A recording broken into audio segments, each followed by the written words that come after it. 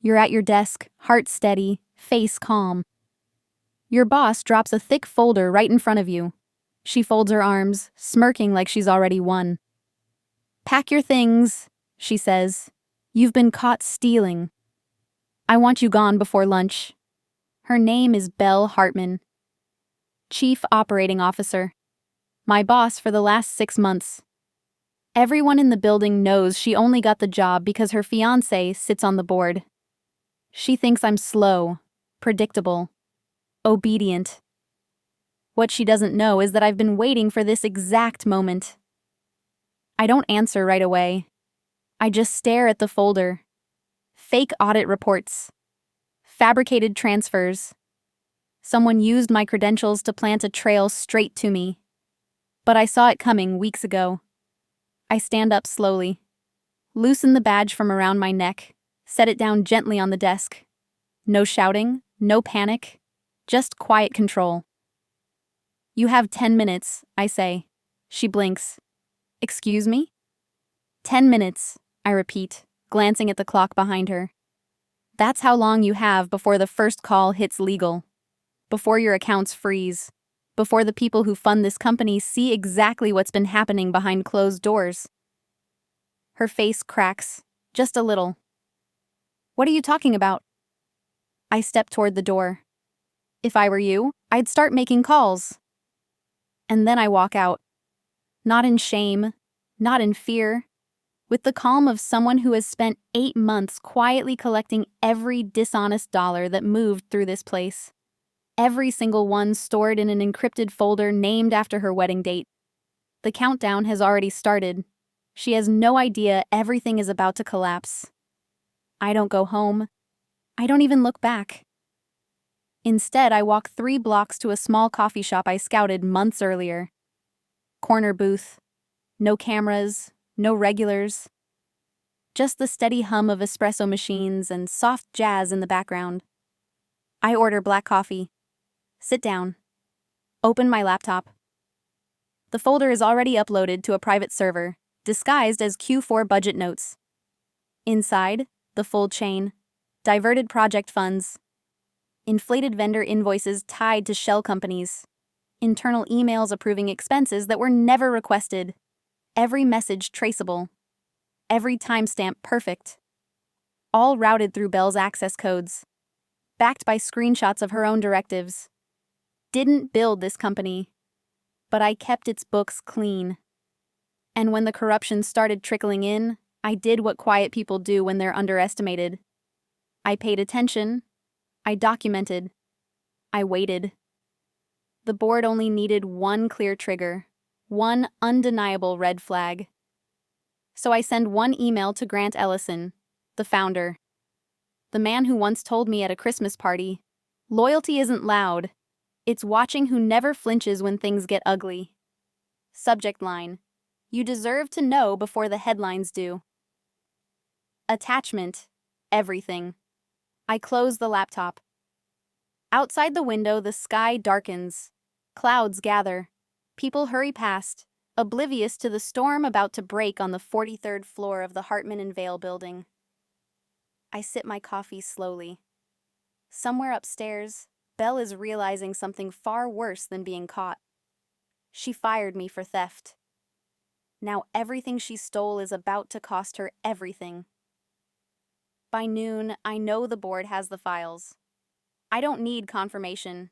You can feel a building shift when a bomb has been dropped inside it. Whispers. Unscheduled meetings. Executive assistants pacing with tight faces. I've seen companies collapse from the top before. This time, I pulled the first brick.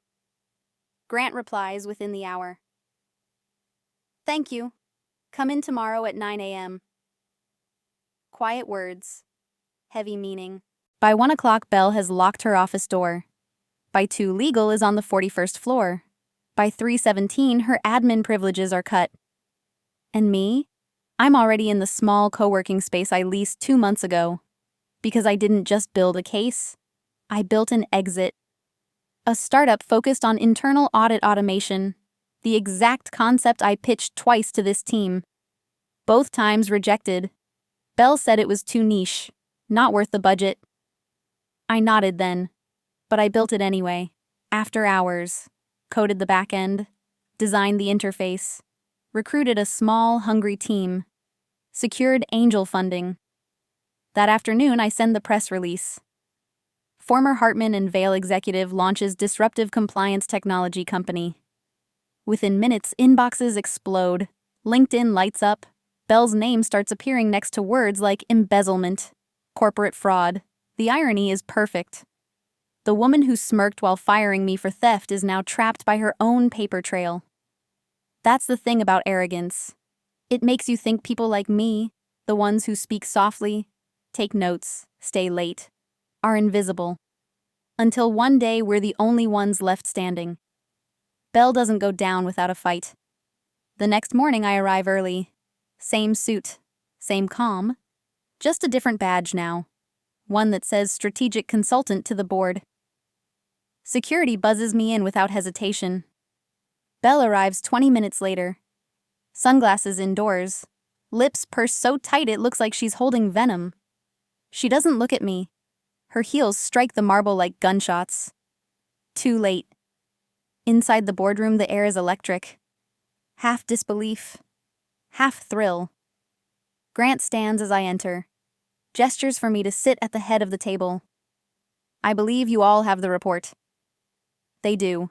Every hidden expense, every fraudulent bonus routed through shell firms she controlled, every signature, every fake timestamp, every server log. Then the cherry on top, video footage. Belle herself admitting to a subordinate, "Don't worry, finance doesn't know where to look. I built the maze."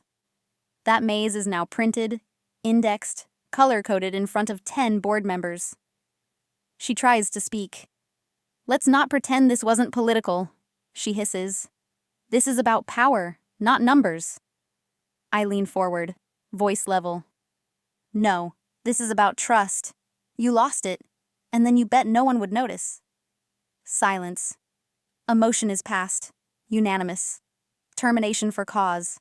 Effective immediately. She stands there stunned, a $1 million empire unraveling at her feet. I thought she might scream.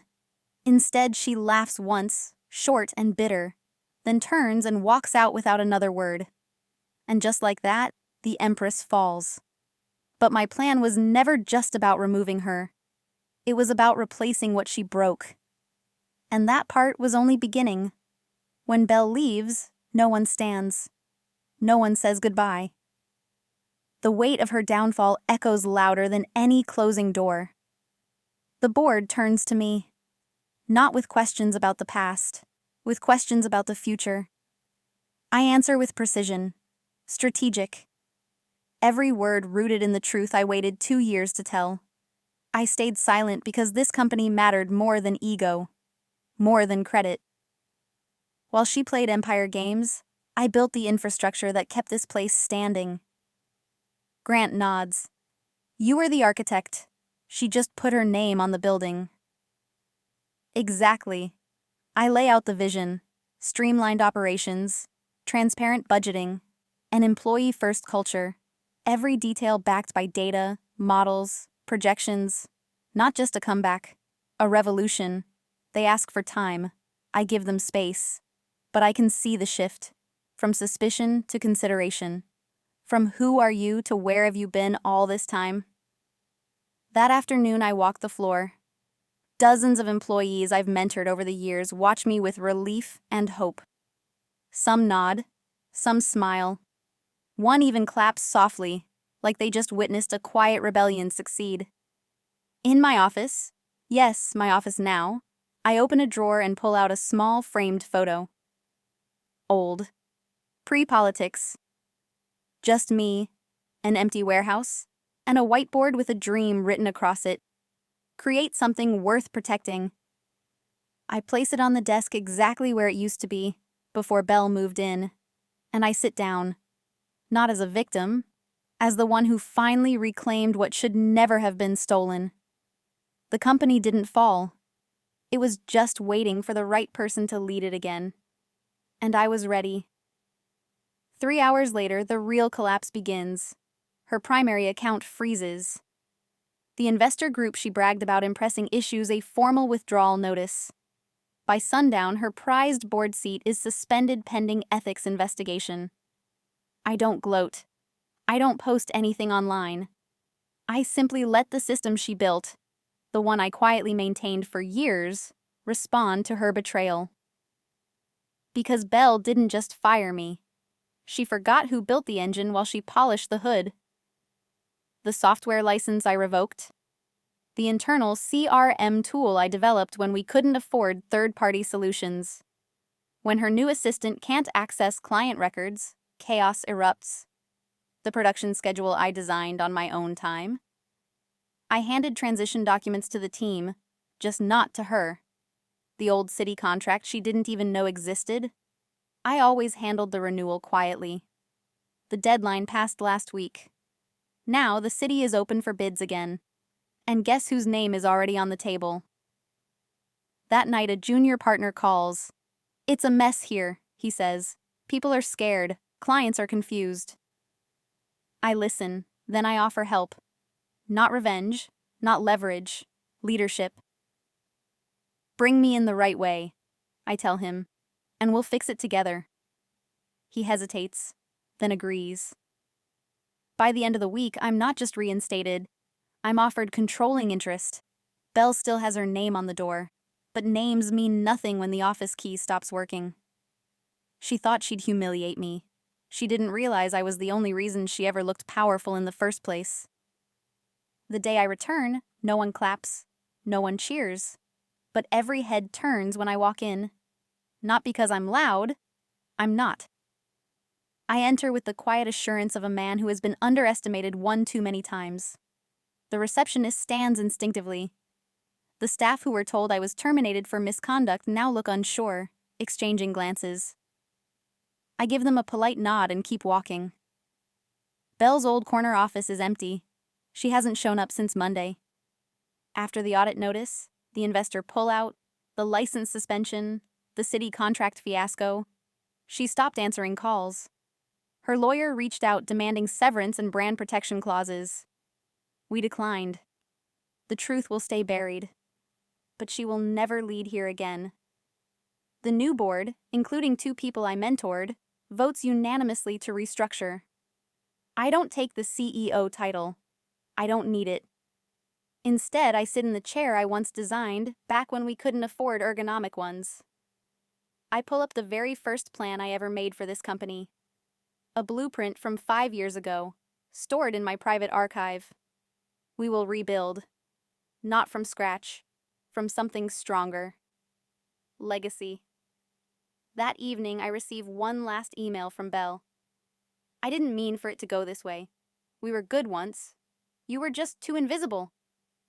I don't reply. I forward the message to myself. Archive it. Shut down for the night. The office lights dim behind me. But I don't look back. Because you don't chase ghosts when you finally become visible. Not loud, not bitter, just visible. And when power returns to the hands that actually earned it, there's no need to shout. It took a full week for the dust to settle. Belle's empire collapsed like it was made of wet paper. Contracts frozen. Clients quietly walked away. Vendors demanded upfront payments she couldn't make. Her personal accounts, long blended illegally with company funds, were frozen under investigation. She tried to call me. I didn't answer. I didn't block her either. I wanted her to hear the silence. The consequence of burning bridges she thought she'd never need to cross again. The board filed official charges to protect the company. Not because I asked, because they saw the truth laid out clearly. The emails, the fake transactions, the manipulation. The same people who once praised her charm now recoiled from her name. I didn't celebrate. Instead, I made one final move. I reinstated every employee she wrongfully terminated, including the janitor she humiliated in front of the entire staff for using her private elevator.